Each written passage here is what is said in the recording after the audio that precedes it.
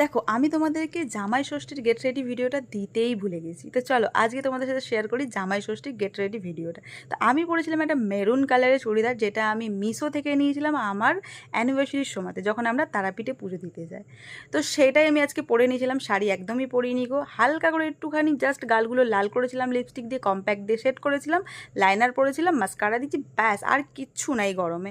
আর দেখো তোমার মুখ চকচক করুক না করুক সোনার মতন, বাট বাঙালি নিয়ম মানেই তোমাকে একটু হাতে পায়ে গলায় মুখে যেখানে পারবে একটু সোনা পরতেই হবে, না হলে তোমার বাড়ির লোক তো চিল্লামিল্লি করবেই, নেই থাকতেও পরবি না, এই সব তো আছেই আছে।